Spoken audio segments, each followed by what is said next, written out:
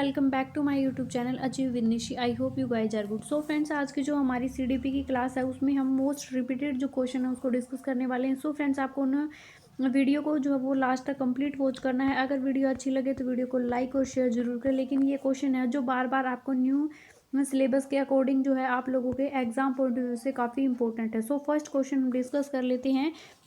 कि जो विकास है वो कब शुरू होता है, यानी कि डेवलपमेंट स्टार्ट फ्रॉम, यानी कि आप लोगों का जो डेवलपमेंट है, आप लोगों को पता है कि वृद्धि जो है वो एक जो है वो सीमित प्लस जो है एक टाइम पीरियड के बाद जो वो रुक जाती है। लेकिन जो डेवलपमेंट होता है वो क्या होता है, माँ के गर्भ से जो है वो स्टार्ट होकर आपका जब तक जो है वो कब्र तक आप नहीं पहुंच जाते तब तक जो डेवलपमेंट है वो चालू रहता है। तो आप लोगों से पूछा गया है कि विकास जो वो कब शुरू होता है, यानी कि द स्टेज ऑफ इन्फेंसी यानी शैशवावस्था में स्टार्ट होता है, पूर्व बाल्यावस्था में,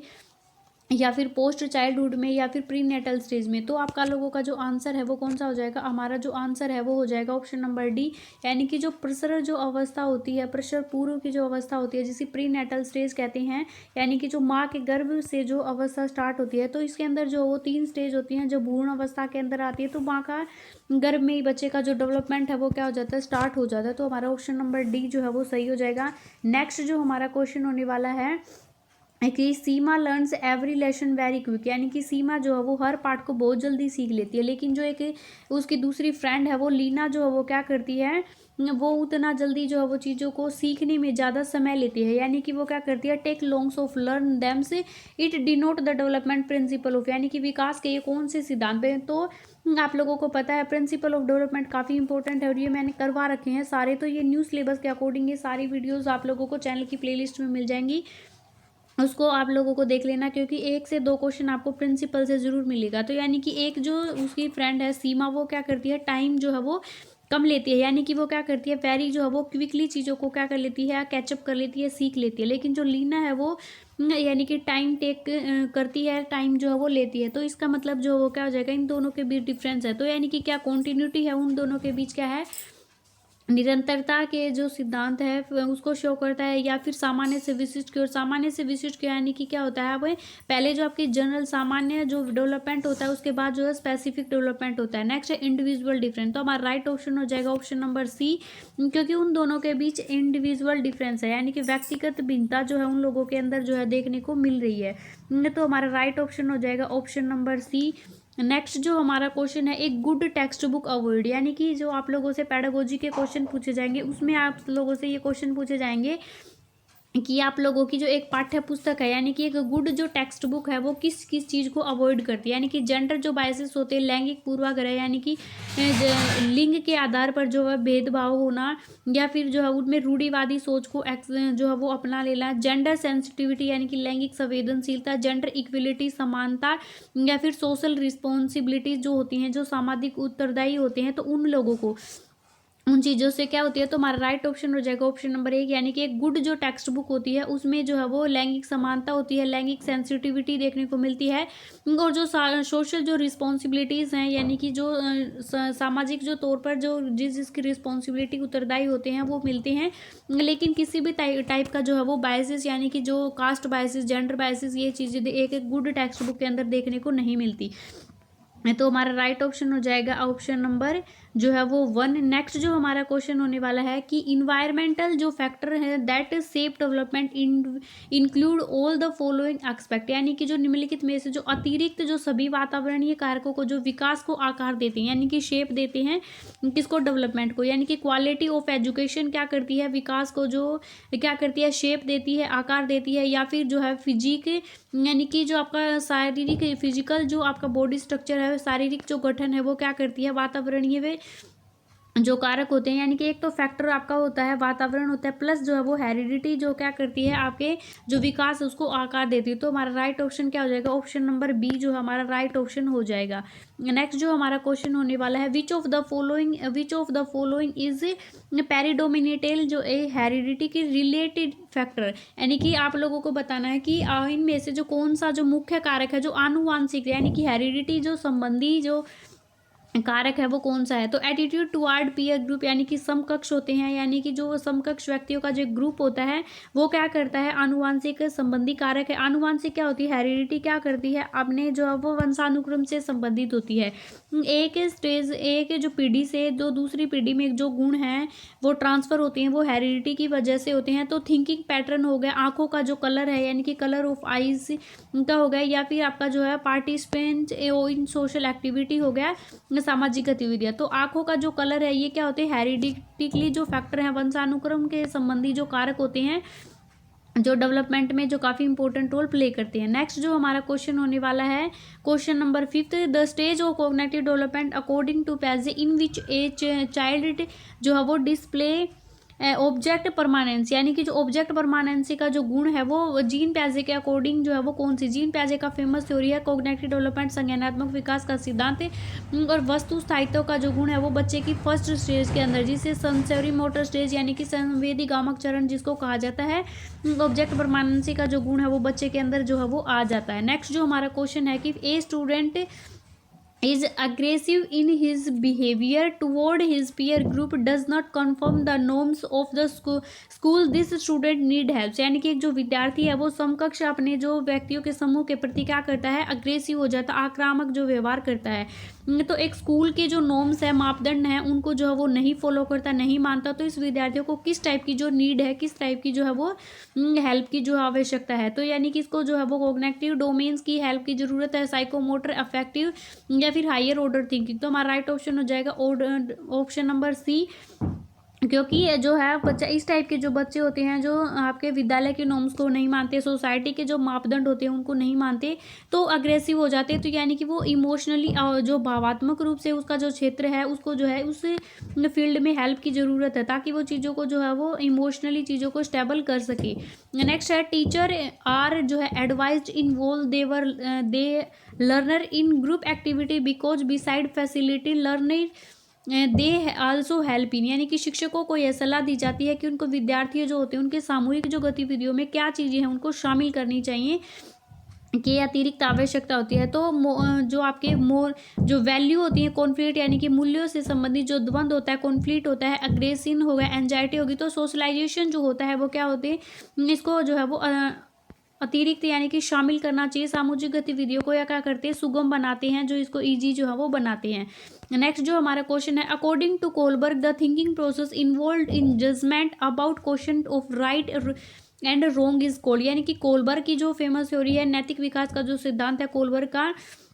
ये जो सही और गलत के जो बारे में जो निर्णय है उसमें थिंकिंग जो प्रोसेस को जो शामिल कर दिया जाता है, तो ये क्या कहलाता है आपका, मोरल रियलिज्म कहलाता है, मोरल डिलीमा कहलाता है, मोरल जो आपको मोरलिटी कोऑपरेशन कहलाता है, यानी कि सहयोग की नैतिकता कहलाता है, या मोरल रीजनिंग, यानी कि जहाँ पर भी थिंकिंग प्रोसेस अगर सही गलत में आ गई तो वहाँ क्या होती है,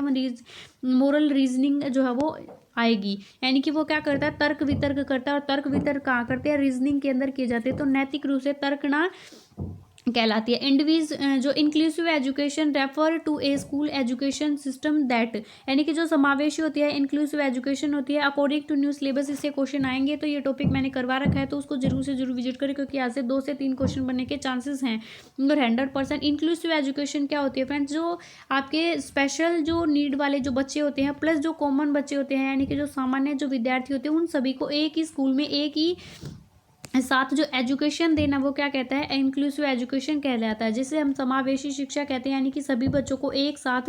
एक ही मेथड के द्वारा शिक्षा जो है वो प्रोवाइड करवाना, उनको किसी भी टाइप में उनको जो है वो सेपरेशन नहीं करना, अलगाव जो है वो नहीं करना। तो इंक्लूड चिल्ड्रन विद डिसेबिलिटी, यानी सभी जो निर्योग्य बच्चे उनको शामिल करना एंड इंक्लूसिव एजुकेशन कहलाता है। या फिर इंक्लूड चिल्ड्रन जो है वो regardless of physically intellectual social linguistic of the other जो है वो डिफरेंटली एबल्ड कंडीशन, यानी कि जो शारीरिक रूप से, मानसिक रूप से, सामाजिक और भाषाई रूप से जो है योग्यता स्थितियों को ध्यान दिए बगैर सभी बच्चों को जो है वो इंक्लूड करना, शामिल करना, या फिर जो है वो नेक्स्ट है इंक्रेज, जो है वो क्या करना है, encourage education of children with special need through, यानी कि विशेष आवश्यकता वाले बच्चों को विशिष्ट विद्यालय के माध्यम से शिक्षा को इनकरेज करना, प्रोत्साहित करना। या फिर emphasize the need of promote the education of girl only child, यानी कि केवल बालिकाओं को शिक्षा देने को बढ़ावा देना। तो इंक्लूसिव एजुकेशन क्या होगा, हमारा राइट जो ऑप्शन हो वो ऑप्शन नंबर जो है बी हमारा ऑप्शन सही हो जाएगा, क्योंकि इंक्लूड चिल्ड्रन रिगार्डिंग, यानी कि सभी बच्चों को जो शारीरिक रूप से, मानसिक रूप से, बौद्धिक रूप से, भाषाई रूप से सभी जो योग्यताएं हैं उन स्थिति को ध्यान में रखे बगैर सभी बच्चों को, यानी कि जहाँ पर सभी जो ऑल चिल्ड्रन को एक साथ एजुकेशन देना इंक्लूसिव एजुकेशन जो है वो कहलाता है। किसी भी बच्चे को जो किसी भी रूप से अलगाव नहीं करना। नेक्स्ट है gifted student will realise there, जो है वो पोटेंशियल वैन, प्रतिभाशाली जो विद्यार्थी होते हैं वो अपनी क्षमता को जो है वो कब जो है वो विकसित कर पाएंगे, यानी कि दे आर जो है वो सेग्रेटेड फ्रॉम द अदर, जो स्टूडेंट है उन्हें अलग, जो विद्यार्थी होते हैं उनके से अलग कर देने पर क्या करेंगे, वो जो है गिफ्टेड जो चिल्ड्रन है वो अच्छा कर पाएंगे। या फिर जो है वो निजी स्कूलों में, यानी कि प्राइवेट कोचिंग क्लासेस लेंगे तब जो है वो अच्छा कर पाएंगे गिफ्टेड जो चिल्ड्रन है, स्टूडेंट हैं। या फिर दे आर टेस्टेड फ्रिक्वेंटली, यानी कि बार बार उनकी जो परीक्षाएं ली जाएंगी, एग्जाम लिए जाएंगे। या फिर they learn with other student, यानी कि वे जो हैं वो सभी बच्चों के साथ, अन्य विद्यार्थियों के साथ अधिगम जो प्रक्रिया से जुड़े रहेंगे तब वो अच्छा कर पाएंगे। तो हमारा राइट ऑप्शन हो जाएगा option number D, a good text book avoid. ये क्वेश्चन हमने ऊपर भी कर लिया कि वो जेंडर बायसेस को जो है वो कोई बढ़ावा नहीं देती। नेक्स्ट है जो लर्निंग डिसेबिलिटीज होती है उनसे क्वेश्चन बनेगा। तो dyslexia is associated mainly with difficulties in, यानी कि डिसलेक्सिया जो होती है वो मुख्य रूप से किस टाइप की प्रॉब्लम है, कौन सी समस्याओं से संबंधित। तो ये लर्निंग डिसेबिलिटीज में आती हैं, स्पीकिंग में, बोलने में, हियरिंग करने में, यानी कि सुनने में। तो डिसलेक्सिया जो होती है वो पढ़ने में जो है वो पठन विकार में जो होता है। तो यानी कि इसके क्या करते हैं, पढ़ने में जो है वो बच्चा जो अच्छा नहीं कर पाता, यानी कि वो क्या करता है, सा पढ़ता है, तो उस बच्चे को डिसलेक्सिया से संबंधित जो वो बीमारी है, यानी कि रीडिंग लर्निंग डिसेबिलिटीज है उसके अंदर डिसलेक्सिया। नेक्स्ट है a student work hard to clear an entrance test for admission into a medical college, the student is sad to motivate, यानी कि एक विद्यार्थी है वो मेडिकल कॉलेज में एडमिशन के लिए क्या करता है, हार्ड वर्क करता है,